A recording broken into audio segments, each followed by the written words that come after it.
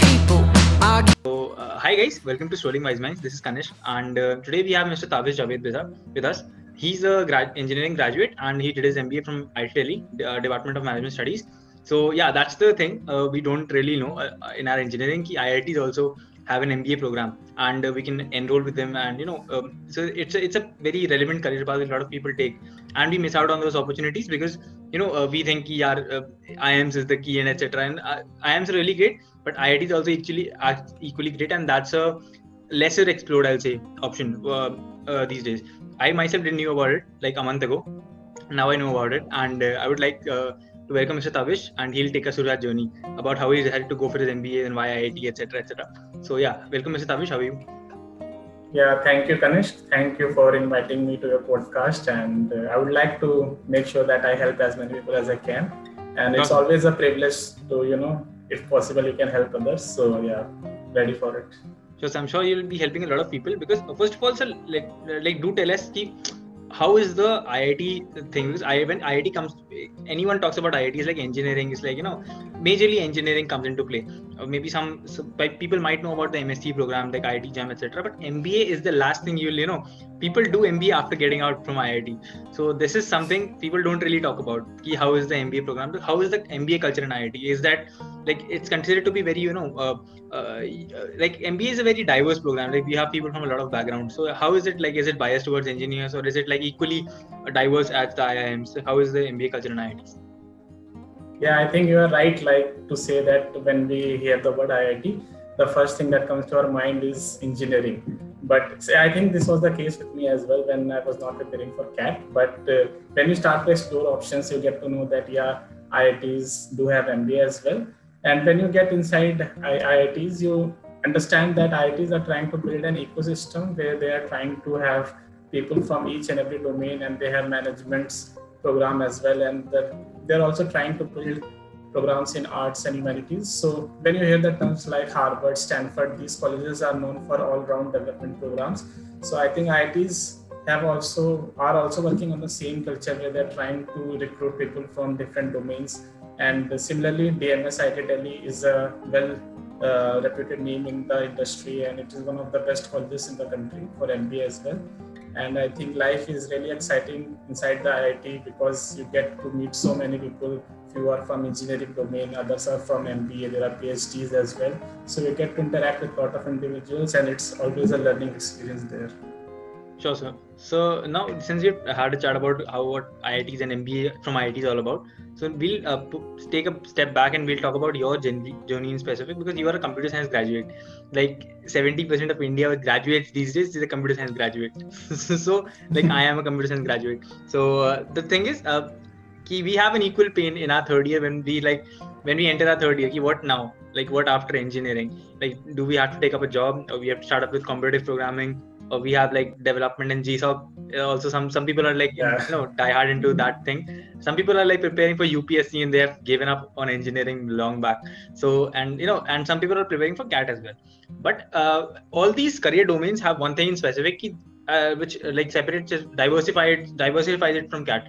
CAT is something people tend to do after a couple of years of work. So maybe a lot of people start preparing in a job. So what pushed you towards I don't really enjoy coding, or maybe I don't see a career in coding? What was that thing when you thought and when was that point of time when you thought I think this thing is not working out for me, I need to find something else? So yeah, what was the school of thought? Please, if you can take us through that journey. Yeah, I think you are right, because engineering, I think, teaches you a lot of things. And I think 4 years in engineering teaches you more about life than science, I would say, because there are people doing so many different things. They are just trying to explore what they're good at and what they're not good at. So same was the case with me as well. I think when I joined computer science in the first year, I was like, yeah, I will be doing the job in this domain only. But once you get to, once you go into second year and third year, you start knowing about different things. Yeah, can also be an option, or there are hundreds of things that the seniors are doing. You get to interact with them. So I think a lot, even when I was in my second year, I remember I used to think about like what I'm going to do in my life and what are the career options that lies ahead. So I get to interact with a lot of seniors who told me that you should be following your passion, or you should be following your strengths. So then when I thought about that sentence, I firstly thought that before trying to think what my passion or strengths are, I should be thinking what my shortcomings are. Yeah. So yeah, so when I was in third year, I realized that if I'll be a computer science engineer, I will not be a really great one, because it is not one of those subjects that came naturally to me, and I did not really enjoy coding. So even though I was decent at it, I could have done a decent job if I would have worked hard. But I realized that I would have to work very, very hard in order to get to a decent level. So then I started looking for different options, and yeah, I thought that maths and aptitude were two things that I really enjoyed even in my school days. So CAT was something that did include math and did include aptitude section. So I thought that, and then I started exploring more about CAT, what are the career options, which are the colleges that offer good MBA degrees. So this is how all of those things started. So yeah, if I have to summarize in one sentence, I would say that I firstly started looking for my shortcomings. And when I realized what my shortcomings are, then it was easier for me to understand and realize what my strengths are and what are the things that I can be good at. Okay, so a lot of people treat MBA or maybe CAT. I just had discussed this with one of the product managers in Microsoft. I had a previous podcast with him. So he just a lot of people think of MBA or maybe any postgraduate degree as a shortcut redemption. I haven't performed well in JEE, so now I have to get that tag of maybe IIT and whatever that is. So a lot of people have that thought in mind. They don't really and also this I'm doing a computer science degree. Why not pursue a job in computer science? It's sort of peer pressure. Everybody's coding around me. Maybe I'm not working hard. Sometimes that question of thought also comes into play. So how was it you explain yourself, no, it's not like I'm not working hard. It's like I'm not interested in that. Those are two completely different things. So I'm not having interest, but I'm ready to work hard in some other domain which might interest me. Like for your case, it was aptitude. You might be interested in management. So how was that? When did you take that call? How maybe you did that? Took that call. This is the thing which excites me. Yeah. Yeah. So I think a great question, because I think when a lot of people join MBA, they think that it is a good shortcut for earning good salary at the end of second year. So it is one of those advantages.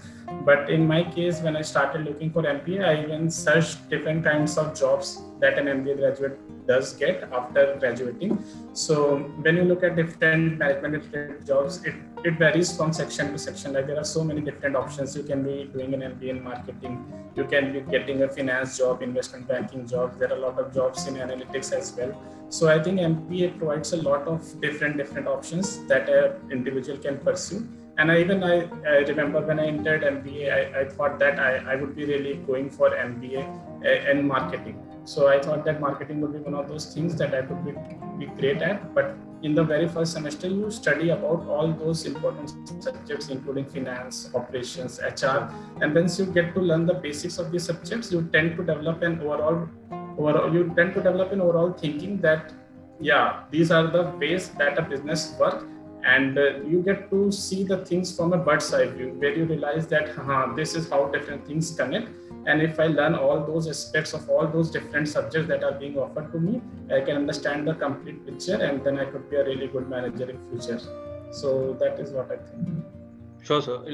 Teaches you a lot about life in general, because MBA, as I referred to talking inside IMA, was it's kind of finishing school. Everything you've learned about production, now you know how to sell that thing which you produce. So sure, sir. So coming to my next question is okay, you decided this is the path I'm gonna take, this is the CAT path I'm gonna take, but also still you have to deal with your academics. Still you have to at least sit for the placements, and you have to do decent amount of coding. You have to study data structures. So how difficult for you has it been to prepare for CAT on the side, and also prepare for these technical interviews and technicals and quizzes assignments, because they're not going anywhere, because they have to stay. So how did you manage both the things? Because it's a management exam, you have to manage at the end of the day, but also it's a challenge in itself. How I'm gonna take it. Or maybe another question I've combined in that, when your CAT exam is there's also a placement season is also in that time frame. So how do you manage both these things? Company aa rahi hai, but padna hai uske liye, CAT ke liye bhi. So yeah. See, I was very sure that in the long run, I would be joining an MBA college and doing a management related job. So it was always in my mind that I have to get into an MBA college no matter what. Even though I did not get in first attempt, then I will go for second attempt. So during the placement season, my overall thinking was that let's try to get one job as soon as possible, and let's get our plan be sorted. So I just thought that even in the, you will be knowing that when the companies come for placement process in engineering colleges, they do take aptitude test and a bit of coding and technical analysis is also done. So apti was one thing that preparation of cat did help me. So I was able to clear those rounds, and luckily I was able to get placed in the earlier days. So I got one job and I thought that, yeah, so now that I have got one job, I have plan B ready with me. So now I can give my 100% attention towards CAT and other management exams. And if by some mistake I do end up failing in those exams, I will have that job and I will prepare again alongside doing that job. So luckily for me, it did not happen. I ended up getting into one of those colleges that I wished for. So yeah, plan B never came into picture for me. Sure, sir. So congrats to you for that. So when MBA comes into picture, so there's a lot of ruckus around this fact that a lot of people are different, concerned about different things. Like somebody's concerned about I'm a gem. Okay, I get a good percentile also, then probably I'll not get a call from ABC. So I should have a plan B ready. And so a lot of people like I don't have a great academic profile. So a lot of people like I might end up clearing the written round, and I'm not so confident about my speaking, so I might end up not clearing the GD of my favorite college, or maybe the PI of my favorite college. So what kind of profile do you think, like academic and extra co-curriculars, everything combined, what kind of profile do you think is an ideal way this is the minimum, you should have at least this, then you should think about preparing for CAT? So yeah, I think these questions do come into mind for every individual that is preparing for these exams.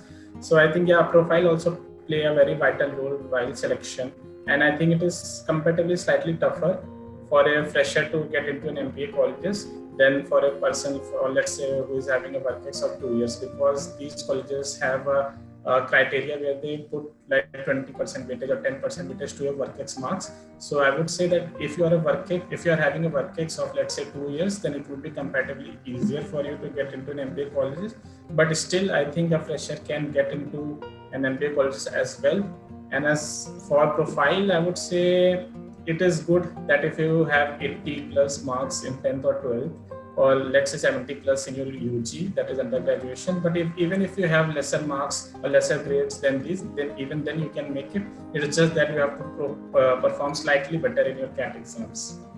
Okay, sir. So and also it would be, yes, sir. Yeah, adding to that, I would say if you have done internships, or if you are a state level or district level cricketer, or you have participated in international debates or something like that, these are the things that also play a vital role. So if you have something that separates you from the crowd, or if you have done something significant as well, then these things do come into play while you are sitting for interviews, and these things do help. So they also look for candidates that have not just devoted their life to academics, but have been decently well in other domains and other fields as well. Because a lot of MBA friends and colleagues of mine are very good dancers. Someone is a good cricketer, someone is a good footballer, other one is a nature lover. So you get to see so many different individuals with so many different profiles. So yeah, that's it. Sure, sir. So another thing people do think about is like what is a good percentile for a gym fresher? Like a lot of my audience in general is are MBA, like people from engineering domain and in second or third year freshers basically. So they have this in mind, what is a good percentile? Like what should I aim for? Like yeah, this much I should have. You at least expect a few good calls, like really good calls, not from ABC, from anywhere in like the top 10. So yeah, what should be that target domain? I think this is a very subjective question and will depend from person to person. For example, when I was preparing for CAT, I was targeting top 20 to 25 colleges. I think these were the colleges that I was targeting, and I thought that if I get into these colleges, then I could be satisfied with it. But it can be different for other persons who are targeting slightly lower colleges as well. So it's a subjective question, but if you're targeting top 20 or top 25 colleges, then I think surely you should try to score around 97 or more percentile, because most of the good colleges will call you only above 97 range. There are a few colleges that will call you even in mid 90s, like IIT Ghaziabad have a slightly flexible rule. And even if you, I think there is no point regretting if you did not score well in CAT, because there are so many good colleges that you can get admission into through different other exams, like ZAT gives admission into XLRI colleges. Then there are SNAP exam for SIBM Pune, and MAT is there. So there are 4 to 5 very good exams that basically gives you 4 or 5 different chances of making it into those top 25 colleges. So I think I have seen a lot of friends of mine who did not do too well in CAT, and they were really disappointed. But they knew that they have 3 or 4 more options, and they did great in ZAT, they did great in NMAT, and ended up getting a good colleges. So I think one should be really, one should be really determined and should not lose focus if in case you did not score good in CAT. Sure, so so this is all was getting into the college part, but the main focus is like to prepare for this CAT. Like every time, whatever your profile is, you have to like score really, really good. So like when you see the syllabus of CAT, it's like so things you've studied in class 10th, 11th, 12th, maybe 9th class sometimes. So these are like simple topics from mathematics that you might have like topped your examination in. But sometimes you might end up thinking, yeah, I know probability, but why is it like such a great exam is asking such a simple question? So like I said, like it might seem very naive, but I have seen people arguing in this fact. Yeah, it's very simple. I might end up doing it in 15 days. That's it. I just have to see the formulas once again. So what is the pain point of this exam? Like what is actually making all the competition? It's like is the syllabus like what is the pain point of the syllabus? That's my question. Yeah, I think CAT is one of those rare exams that basically do not test your knowledge, but it is basically testing your speed and testing your accuracy and testing your attitude towards the exam. Because once you will be seeing the questions that come in CAT, they will be easily solvable. If you are given a time of, let's say, 8 hours, you will be easily able to solve almost all the questions. But Sure. the challenge is that there will be so many questions that you will have to attend in those 3 particular hours, and the time will be so less. You cannot spend 5 to 6 minutes on one particular question, because you will end up getting a panic attack and will end up ruining your exam. So these are the things that happen. So the issue is that you have to select the right questions that you have to solve first. You have to make sure that you are leaving behind those questions that will take a lot of time. You have to be very selective with your options. And I think these type of things can only be done once you have practiced a lot of mock exams, because mock exams are, I think, the most important preparation thing that a student can do, because it basically prepares you for the actual CAT exam. And there are so many questions that will be leaving, there are so many questions that will be attempting, and once you have done those things over, let's say, 20-30 mocks, you will have those things naturally in your mind that, yeah, this is the question, I can do it in 30 seconds and move forward. Yeah, this is a question that is slightly tougher or slightly not in my strength zone, so I can leave that one and move on to the next question. So you will have to be very quick with your decision making as well. So yeah, decision making during the CAT exam is very important. How to let go of one question and how to grab the easier one and score well. Sure, sir. So there's a very there's a very prevalent notion that you have to be exceptionally good, and you should be like a reader from like a very avid reader since childhood. You should be reading all those great and big books. So you should have you should have a very fluent command in the English language. And sometimes for people, like, you should have a very fluent command in mathematics. So you have that acute brain. So my question is that can that aptitude, can that whatever thing that is required in CAT, can that be developed over a period of time? Is that like an acquired taste, or maybe is like already there for some people? Like it's already there for some people, of course, but can it be like, what is the duration that it may take to like develop that kind of aptitude? You take an exam for being like you not having a great background, let's say in English or maybe mathematics. So from that state to actually taking the CAT exam and end up scoring 99 percentile something. So what is the what's the timeline that we can expect? Yes, okay. Nice question. And I would try to quote my own example. Since I was an engineer, I think I was decent at maths. So I was not really good at English section or the vocab section, as you say, because it is something that does not come naturally to engineers. And you see a lot of people who always read novels or who are an avid reader. So they are naturally good at those sections. But I was someone who was not really fond of reading, and I have not read a single novel by that time. I was preparing for CAT, so it was something that was new to me.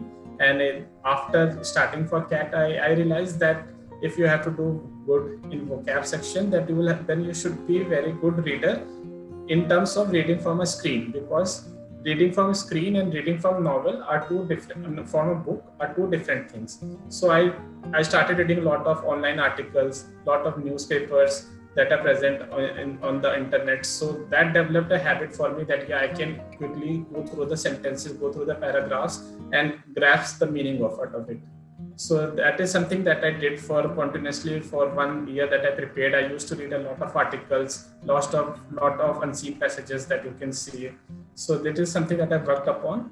So I think each candidate that you meet will be good at one or two things naturally, but one or two things will be new for them. So they will have to get, they have to get their 110% in that section that they are weak at, and so that everything comes into picture when you are ready for the big day. Okay, so like a timeline of, let's say, what timeline, like you told me that you prepared for like 1.5 years and start preparing for it. So what is the ideal timeline to start, or maybe for preparing for CAT? I think the ideal timeline is as long as possible, because if you have time, then why not prepare for CAT?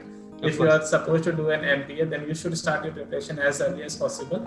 But I think one thing that is good about CAT is that the syllabus is not huge if you compare to exams like UPSC or JEE. The syllabus is limited. It's just that you have to know how to make the right use of that syllabus, and the application part of your game should be very strong. So I think even in a lot of good candidates or very intelligent candidates do well in CAT even after preparing for, let's say, 3 or 4 months. So if you ignore that section of the society, I would say for an average individual, 7 to 8 months are also enough. But I would suggest that if you have time and if you know that you have to do an MBA, it is better to start off early so that you can get used to every section and get used to every chapter of the syllabus and do really well, and don't really panic that I have so much syllabus to cover in 7 months or 8 months. It would be better if you can start off early, and it would make you feel you will have a mental peace if you start early, and basically it will help in the long run. Sure, sir. So you said making the right use of the syllabus. That is a very subjective term. So for that, that the next thing comes into mind after hearing that phrase is like, do you need an assistance or not? It's like, is it crackable for an average candidate? I'm talking. Is it crackable without with self study, etc.? Maybe you should need some assistance or maybe some coaching. Like you, I know, had took up a coaching center, like a coaching, and so is it really necessary, or maybe is it advised, or maybe is it not really necessary? So that's what I think one of the main reasons why I joined the coaching center was because once you go to a coaching center, you get to see a lot of other candidates who are preparing for CAT as well, and you get a glimpse of the kind of competition that you will be getting in. For example, I joined the coaching in Delhi, so most of the folks in Delhi are really good and they're very intelligent. So once you get into a classroom with those individuals, you really understand that this person is really good in English. So I have to learn something from him. I should work hard to reach his level. So it is one of the major reasons why I joined the coaching, because you get to see a lot of individuals that are really good at different things, and you can learn those aspects from them and make sure that it is very important to know the real game, because if you'll be preparing at home, you will never understand that whatever I'm doing is enough or not. Should I be working even harder? But once you join a coaching, you will see students that are better than you, and it might end up motivating you to work even harder. But having said that, I would say self-study can also be done if you're very dedicated and very determined. I have seen a lot of friends of mine who joined an MBA colleges just by self-studying, because they were very determined. They used to lock their rooms and study for hours and hours. So if you have that much amount of dedication, then I think self-studies can also do well. Otherwise, I would suggest join a coaching center and you will learn something new out of it. Sure, sir. So that pretty much ends the streak of my questions. So now since I'm done with my questions, I don't have anything else to ask. Now, since you have had all the experience, right from engineering to preparing for CAT and actually going to an MBA and getting a job after an MBA. So to all this process, you might have regretted some things. You might have you be proud of something. I did this better. So the right thing I did this. Maybe I should not have done this. So can you share a concise thing? What should or should not like a second year, third year guy, or who has entered his third year, maybe entered his final year right now, maybe thinking about what to do in life, what should he be or she be aware of about, what should be the aspects of things, and it might include networking, finding your skill, whatever you think about you should not have done. Yes. Yeah, I will try to firstly answer the question where you asked about what are the things that I end up regretting.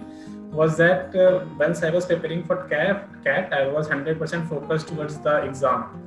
But not a lot of people realize that after scoring well in CAT, there is another section which involves doing well in GD, doing well in interviews, and other interview processes as well. So for doing well in those parts, you will have to be very good in terms of you should have a good speaking skill. You should have a good general knowledge where you know what are the things going on around the world. You should know how different businesses work. So this is something that I felt that I could have worked or prepared for during my CAT days as well, because I prepared for these things after clearing my CAT exam in the last 2 or 3 months. But I think if a candidate is currently preparing for CAT, I would suggest him or her to read the newspaper daily or follow educational videos where you can get to understand what is currently happening around the world, what are the different ministers doing in our country, how big businesses like, let's say, Facebook, Reliance, Tata, how do these companies work, what are the latest innovations happening around the country and around the world, and what are the changes that we can see in the world around 10 or 15 years. So once you read about these aspects, you develop an overall thinking, and overall you get to learn a lot of new aspects that you are currently unaware of. For example, once I used to read news, I did not really like reading about budget or finance news, but these are very important aspects as well, because you should understand the numbers that work in a businesses, like what are the different ratios, what are the different numbers that are written in financial newspapers. I did not understand at that time. So I think you should try to read about those news that you are not really comfortable about. So you should also follow news channels I think you should try to do as many things as Basically, you can, so that you're saying you can develop an overall persona. you should work upon your personality, in general. Everything Basically, in short. should be an informed citizen. Right. That's it. That's pretty much it. Anything else that you would like to add? Nothing much. I think you have asked everything that I was expecting to, and it was really nice to be, given an opportunity to come to your podcast and, if possible, motivate one or two individuals or even more. So I think I will be very happy. I will be very happy if I ended up, motivating even one individual out of this video. So it's always a pleasure to, come back and to talk to your juniors and, if possible, help them. So because once you have gone through this journey, you really can help others if you think. So I think it's a great feeling for me to do that. Sure. So that was my motivation to start this podcast in the first place, because there's a lot of unawareness in our colleges. I'll say our colleges, like all the colleges who don't have that accomplished seniors in general, end up going to an IIT. So a lot of people end up going to accomplished places, and it's like a whole mediocre mindset that rolls around in these colleges. Ki abhi yaar TCS mein ho jata bahut hai. So that is something you should not look upon. You should always aim for higher things, and something will end up happening. So I guess that. You should always try to be a better and better version of yourself, and it should not limited to getting into a good college. You should always aspire to learn new aspects, and you should always try to do those things that you have not done in the past, so that you can be a better and informed version of yourself, so that you can continuously learn, continuously grow. And once you keep doing that, it will eventually become a habit, and once you look back 2 or 3 years in the past, you will be really satisfied and happy with the amount of hard work that you have put in. Because once you start doing the hard work, you will not see the result of it in, let's say, 1 or 2 months. Once you look back 1 or 2 years, then you will see, this is how far I have come, and this is how far I have to go. Okay. So sure, sir. Thanks a lot for lending us your time. So the viewers might not know how much pain I've had to reach out to sir. So that's pretty much the thing.